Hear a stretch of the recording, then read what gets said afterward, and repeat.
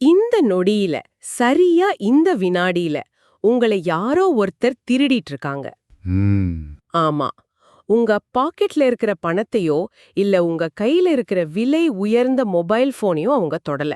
ஆனா உங்க அமைதிய, உங்க முழுமையான கவனத்தை, எல்லாத்துக்கும் மேல நீங்க இப்போ வாழ்ந்துட்டு இருக்கிற இந்த நிகழ்காலத்தை அவங்க ரொம்ப சாமர்த்தியமா திருடிட்டு இருக்காங்க. ரொம்ப உண்மையான வார்த்தைகள். இதுல ரொம்ப கொடுமையான விஷயம் என்ன தெரியுமா? அந்த திருடன் வேற யாரும் இல்ல, உங்க சொந்த மனசுதான். ரொம்ப சரியான ஒரு ஆரம்பம் இது. ஏன்னா நாம ஒவ்வொரு நாளும் எத்தனையோ விஷயங்களை பத்தி படிக்கிறோம், விவாதிக்கிறோம். ஆனா என்ன சொல்றது, நம்மளை இயக்குற அதே சமயம் நம்மள அறியாமலேயே நம்மள ஆக்கிரமிக்கிற இந்த மனித மனம்ங்கிற திருடனை கண்டுபிடிக்கிறது அவ்வளோ ஈஸியான காரியம் இல்ல. கண்டிப்பா இல்ல. அதுக்காகத்தான் இன்னைக்கு நாம ஒரு ரொம்ப ஆழமான உரையாடல ஆரம்பிக்க போறோம். ம், ஸ்ரீமத் சுவாமி சித்பவானந்தர் எழுதின டெய்லி டிவைன் டைஜஸ்ட், அதாவது டெய்லி டிவைன் டைஜஸ்ட்ங்கிற நூல்ல இருந்து ஏப்ரல் 10ஆம் தேதிக்கான ஒரு சின்ன பதிவைத்தான் இன்னைக்கு நாம கையில எடுத்திருக்கோம். வெறும் மூணே சின்ன பத்திகள் தான் இல்லையா? ஆமா, வெறும் 3 பத்திகள் தான். த தீஃப், அதாவது திருடன் அங்கிற தலைப்புல எழுதப்பட்டிருக்கு.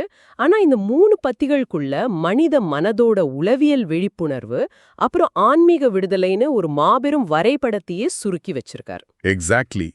இந்த கட்டுரை வெறும் ஒரு தத்துவார்த்தமான அறிவுரை கிடையாது.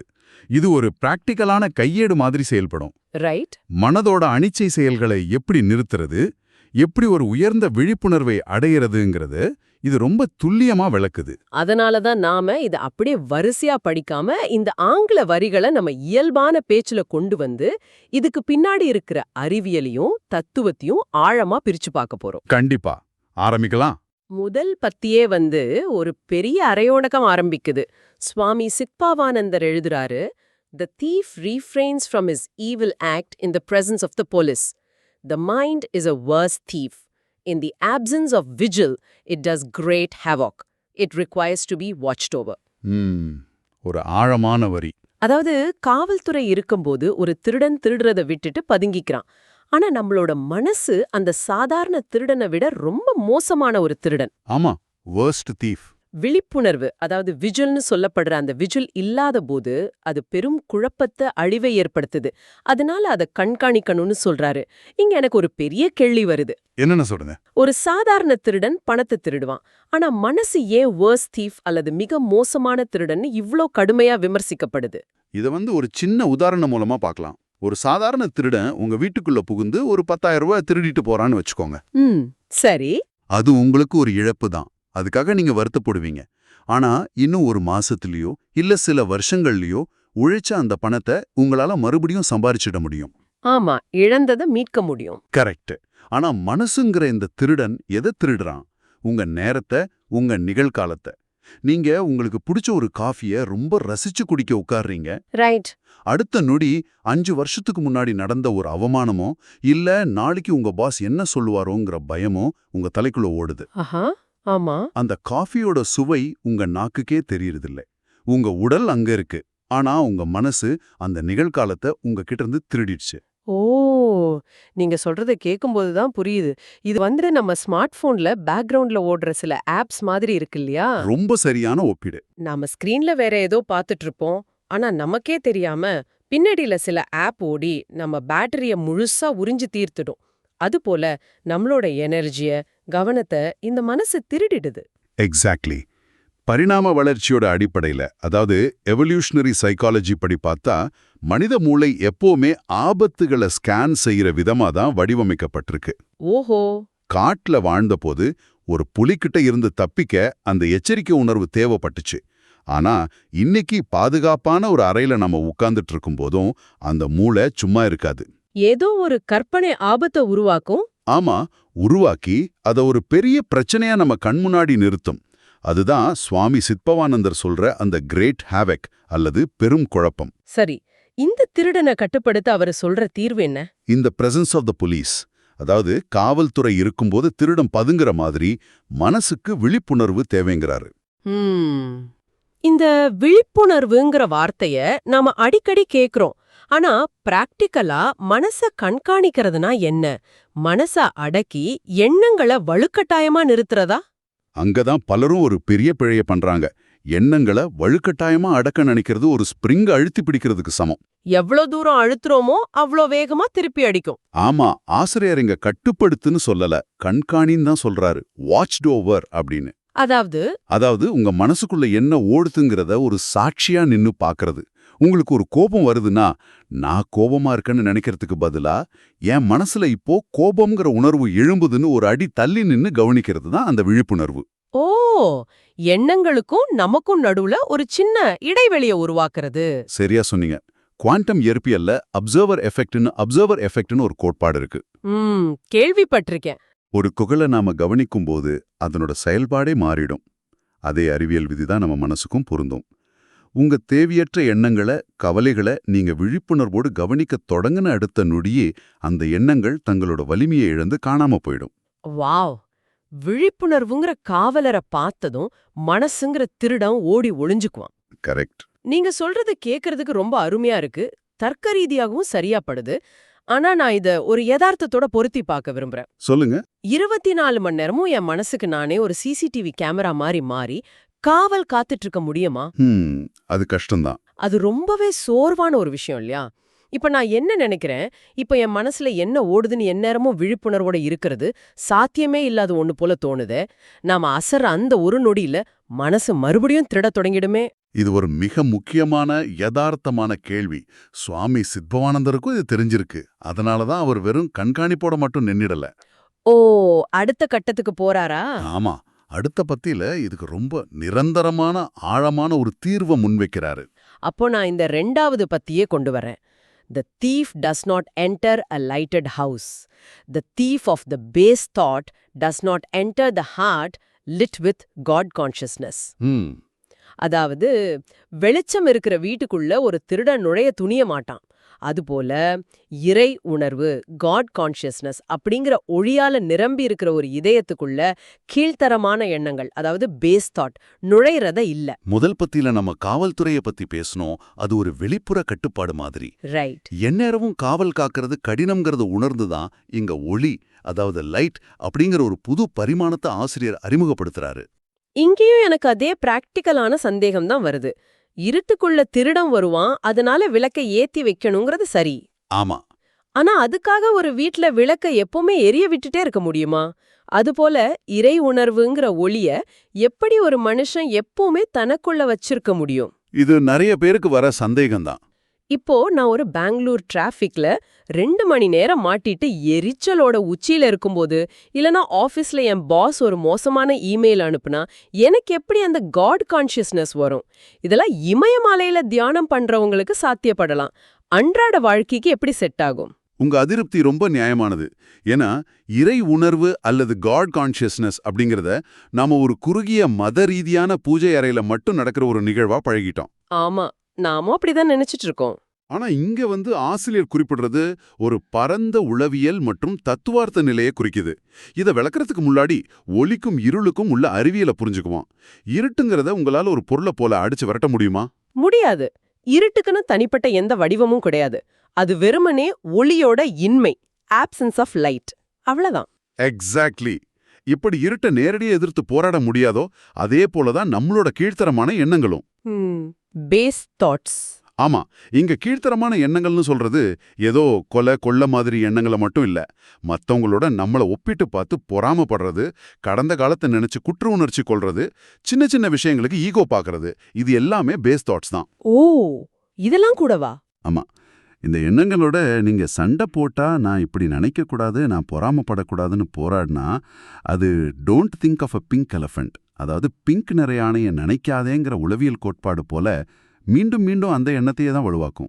அதாவது எண்ணங்களை எதிர்த்து போராடுறது இருட்ட குச்சியால் அடிச்சு விரட்ட நினைக்கிறதுக்கு சமம்ங்கிறீங்க. முட்டாள்தனம். ஆமா, இருட்ட போக்கு ஒரே வழி ஒளியை ஏத்துறது தான்.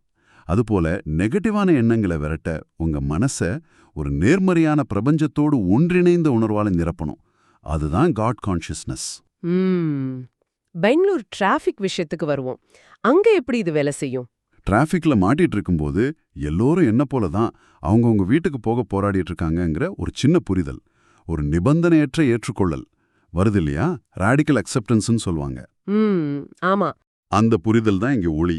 நீங்க செய்யற வேலைய அதோட பலனை எதிர்பார்க்காம ஒரு அர்ப்பணிப்போடு முழுமையா செய்றீங்க இல்லையா, அந்த அர்ப்பணிப்பு தான் இங்க ஒளி. வாவ்! இறை உணர்வுங்கிறத ரொம்ப அழகா நடைமுறை வாழ்க்கையோட பொறுத்துட்டீங்க. டிராஃபிக்ல இருக்கும்போது கூட அந்த ஒட்டுமொத்த நிகழ்வையும் ஒரு அமைதியான சாட்சியா ஏத்துக்கிற அந்த மனநிலை தான் ஒளி. கரெக்ட். அந்த ஒளி இருக்கும்போது எரிச்சல், கோபம்ங்கிற திருடன் உள்ள வர முடியாது. துல்லியமா சொன்னீங்க. இருட்டோட சண்டை போடாதீங்க, உங்க உள்மனதோட ஃப்ரீக்வன்சிய மாத்துங்கன்னு ஆசிரியர் சொல்றாரு. ரைட். அன்பு, கருணை, முழுமையான ஈடுபாடு, நிகழ்காலத்துல வாழ்றது, இது எல்லாமே அந்த ஒளியோட பல வடிவங்கள் தான். அந்த ஒளி உங்க இதயத்தை நிரப்பும்போது அது ஒரு காந்தப்புல மாதிரி, ஒரு மேக்னெட்டிக் ஃபீல்டு மாதிரி செயல்பட்டு எதிர்மறை எண்ணங்களை உள்ள விடாம தடுத்துடுது. இது ஒரு மிகப்பெரிய மனமாற்றம், பாரடைம் ஷிஃப்ட்னு சொல்லலாம். ஆமா. திருடனை கண்காணிக்க சொன்ன முதல் பத்தியிலிருந்து திருடன் நுழைய முடியாதபடி மனச ஒளியால நிரப்ப சொல்ற 2வது பத்திக்கு நம்ம வந்திருக்கோம். ஆனா இங்கதான் இந்த மொத்த கட்டுரையோட ஒரு மாபெரும் திருப்பம் காத்துட்டு இருக்கு. 3வது பத்தியா சுவாமி சித்பவானந்தர் தாயுமானவரோட ஒரு அற்புதமான மேற்கோளை கொடுத்திருக்காரு. ஆமா, படிங்க. இத படிக்கும்போது உண்மையிலே மூளை ஸ்தம்பிச்சு போயிடுது. நான் அந்த ஆங்கில வரிகளை படிக்கிறேன். Lord, I am a thief, hiding myself from you, but in calm moments, you remind me of your presence in my heart and seek to reclaim me. ரொம்ப ஆழமான வரிகள். அதாவது, இறைவா, நானே உன்கிட்ட இருந்து ஒளிஞ்சுக்கிற ஒரு திருடன். ஆனா அமைதியான தருணங்கள்ல என் இதயத்துல நீ இருக்கிறத எனக்கு நினைவூட்டி என்ன நீ மீட்க முயல்ற அப்படின்னு தாயுமானவர் சொல்றாரு. இது என்னங்க பெரிய முரண்பாடா இருக்கு? இவ்ளோ நேரம் மனசுதான் திருடன், எண்ணங்கள் தான் திருடன்னு பேசிட்டு இருந்தோம். நாமே அந்த திருடனை கவனிச்சு நாமே ஒளியை ஏத்தணும்னு சொன்னோம். ஆமா. ஆனா இப்போ திடீர்னு நானே ஒரு திருடன் தான் தாயமானவர் சொல்றாரே, நாம எப்படி திருடனா மாற முடியும்? இது ஒரு சாதாரண முரண்பாடு இல்ல, இதுவே ஆன்மீகத்தோட உச்சக்கட்ட தேடல். இதுவரைக்கும் நாம நான் வேற என் மனசு வேறன்னு ஒரு பிரிவை பத்தி பேசணும். ஆனா நடைமுறை வாழ்க்கையில் என்ன நடக்குது? என்ன நடக்குது?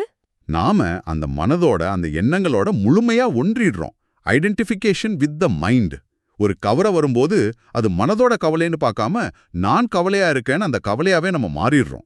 ஓ, எண்ணங்களை நாம நம்மளோட அடையாளமாவே மாத்திடுறோம். எக்ஸாக்ட்லி. என் பதவி, என் கோபம், என் ஆசைகள், இதுதான் நான் அப்படின்னு நம்ப தொடங்கிடுறோம். 100க்கு 100 உண்மை. அந்த போலியான நான் ஈகோ இருக்கு இல்லையா, அதுதான் மிகப்பெரிய திருடன். உண்மையான நான்கிறது அந்த தூய்மையான ஒளி, இறைத்தன்மை. ஆனா நாம் என்ன பண்றோம்? அந்த உண்மையான ஒளிய பார்க்க பயந்து உலக ஆசைகளுக்குள்ளேயும் ஈகோக்குள்ளேயும் கவலைகளுக்குள்ளேயும் நம்மள நாமே மறைச்சுக்கிறோம். அதனால தான் Thayumanavar I am a thief hiding myself from youன்னு ரொம்ப ஆழமா பதிவு செய்றாரு. நாம இறைவன் கிட்ட இருந்து, அதாவது நமக்குள்ள இருக்கிற அந்த பேரொளி கிட்ட இருந்து தப்பிச்சு இருட்டுக்குள்ள ஓடி ஒளிய பாக்குறோம். கரெக்ட். இது உண்மையிலே நெஞ்ச தொடுற ஒரு விஷயம். நம்ம எல்லோருமே ஏதோ ஒரு வகையில அப்படிப்பட்ட திருடர்கள் தானே? ஆமா, நிச்சயமா. சமூக வலைத்தளங்கள்ல மணிக்கணக்கா ஸ்க்ரோல் செய்யறது, டூம் ஸ்க்ரோலிங்னு சொல்றோமே, வேலைக்கு மேல வேலைன்னு எந்திர மாதிரி ஓடுறது, இதெல்லாம் நமக்குள்ள இருக்கிற அந்த ஒளியை, அமைதியை நேருக்கு நேர் சந்திக்க பயந்து நம்ம ஒளிஞ்சுக்கிற இடங்கள் தானே? நிச்சயமா. அந்த அமைதியை கண்டா நம்மளோட ஈகோ அழிஞ்சிடுமோங்கிற பயம்தான் அதுக்கு காரணம். ஆனா தாயுமானவர் அந்த வரிகளை அதோட முடிச்சிடல. அடுத்த வரியில ஒரு பெரிய கருணைய, ஒரு நம்பிக்கையா விதைக்கிறாரு பாருங்க. In calm moments, you remind me of your presence and seek to reclaim me. இந்த வரிதானே? ஆமா.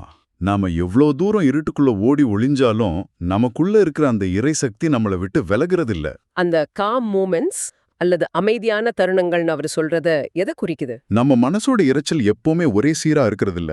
2 எண்ணங்களுக்கு நடுவுல ஒரு சின்ன இடைவெளி இருக்கும். ஓ, ஒரு கேப். ரைட். நம்ம தனியா உட்கார்ந்து இயற்கையை ரசிக்கும் போதோ இல்ல தற்செயமா ஒரு பேர் அமைதியை உணரும் போதோ அந்த இடைவெளி பெருசாகும். அந்த அமைதியான தருணங்கள்ல நமக்குள்ள இருக்கிற அந்த மூல சக்தி, சோர்ஸ் அல்லது காட், நீ இந்த மனசு இல்ல, நீ இந்த உலகத்தோட ஓட்டம் இல்ல, நீ என் குழந்தைன்னு நமக்கு நினைவூட்டுது. ஒரு தாயை போல நம்மள திரும்ப மீட்க, ரீக்ளைம் பண்ண துடிக்குது. ஒரு காந்தம் எப்படி இரும்ப ஈர்க்குமோ அப்படி அந்த உண்மையான இறைசக்தி திருடனா ஓடுறா நம்மள அன்பால ஈர்க்குது. இதை விட ஒரு அழகான ஆறுதல் மனித குலத்துக்கு இருக்க முடியாதுன்னு தான் தோணுது. உண்மைதான். ஒரு பக்கம் மனசுங்கிற திருடன் நம்ம நிகழ்காலத்தை திருட பாக்குறான். இன்னொரு பக்கம் நாமே ஒரு ஈகோங்கிற திருடனா மாறி அந்த ஒளி கிட்ட இருந்து ஓடி ஒளிய பாக்குறோம். ஆனா இத்தனை குழப்பங்களுக்கு மத்தியிலயும் நாம எப்போ ஒரு நிமிஷம் அமைதியா நிக்கிறோமோ அப்போ அந்த ஒளி நம்ம கைய பிடிச்சு மறுபடியும் சொந்த வீட்டுக்கே அழைச்சிட்டு போக காத்துட்டு இருக்கு. ஆமா. தாயுமானவரோட அந்த சீக் டு ரீக்ளைம் மீங்கிற வார்த்தைக்குள்ள இருக்கிற ஆழமான அன்பை புரிஞ்சுக்கிறப்போ வார்த்தைகளே வரல. இந்த 3 பத்திகளையும் ஒன்னா இணைச்சு பாருங்க. முதல் பத்தியில விழிப்புணர்வுன்னு சொல்லப்பட்டதும், 2வது பத்தியில இறை உணர்வுன்னு சொல்லப்பட்டதும், 3வது பத்தியில தாயுமானவர் சொல்ற இந்த அமைதியான தருணங்களும் வேற வேற இல்ல, எல்லாம் ஒண்ணுதானா? ஆமா. இது எல்லாமே ஒண்ணுதான். விழிப்புணர்வோடு இருக்கும்போது மனசுங்கிற திருடன் அடங்குறான். மனசு அடங்கும்போது இதயத்துல ஒளி பிறக்குது. ஒளி பிறக்கிற அந்த அமைதியான தருணத்துல நாமே அந்த ஒளியா மாறிடுறோம். இது ஒரு முழுமையான சுழற்சி. உண்மையிலேயே ஒரு சின்ன பதிவுக்குள்ள எவ்வளவு பெரிய உளவியல் மற்றும் தத்துவ பொக்கிஷத்தை சுவாமி சித்பவானந்தர் புதைச்சு வச்சிருக்காருங்கிறத இப்போதான் முழுமையா உணர முடியுது. கண்டிப்பா. இது வெறுமனே படிச்சுட்டு போற ஒரு தகவல் இல்ல, இது வாழ்க்கைய நம்மள நாம பாக்குற விதத்தையே மாத்தக்கூடிய ஒரு விழிப்புணர்வு. நாம இந்த உரையாடலோட இறுதிக்கு வந்துட்டோம். ரொம்ப சிறப்பான ஒரு தேடல் இது. ஆமா, மனச கண்காணிக்கிறதுல தொடங்கி இதயத்துல ஒளிய ஏத்துறத கடந்து நம்மள மீட்க காத்துட்டு இருக்கிற அந்த மாபெரும் சக்தி கிட்ட நம்மள ஒப்படைக்கிறது வரை பல கோணங்கள்ல பயணிச்சிட்டோம். ஆனா இது எல்லாத்தையும் தாண்டி உங்களை சிந்திக்க வைக்க, உங்களுக்குள்ளேயே ஒரு தேடலை உருவாக்க நான் ஒரு இறுதியான ஆழமான கேள்வியை முன்வைக்க விரும்புறேன். கேளுங்க. நல்லா கவனிங்க. ஒரு பக்கம் கட்டுக்கடங்காம ஓடி உங்க நிகழ்காலத்தை திருடுற இந்த மனசுங்கிற திருடன், அவனும் உங்களுக்குள்ளதான் இருக்கான். ரைட். மறுபக்கம் அமைதியான தருணங்கள்ல நீங்க எங்க இருந்தாலும் உங்களை தேடி வந்து மீட்க காத்துட்டு இருக்கிற அந்த தூய்மையான இறை சக்தி அல்லது ஒளி, அதுவும் உங்களுக்குள்ளதான் இருக்கு. ஆமாம். அப்படியானால் இந்த 2 பேருக்கும் நடுவுல நின்னு மனசு என்னென்ன திருட்டுகளை செய்யுதுங்கிறதையும் பார்த்து, இறைவன் எப்படி நம்மள மீட்கிறாங்கிறதையும் பார்த்து, இந்த ஒட்டுமொத்த நாடகத்தையும் ஒரு விழிப்புணர்வோடு எந்த சலனமும் இல்லாம வேடிக்கை பார்த்துட்டு இருக்க அந்த நான்கிறது உண்மையில யாரு? இந்த நான் யாருங்கிற ஒற்றை கேள்விக்கான பதில உங்களுக்குள்ளே தேடி பாருங்க.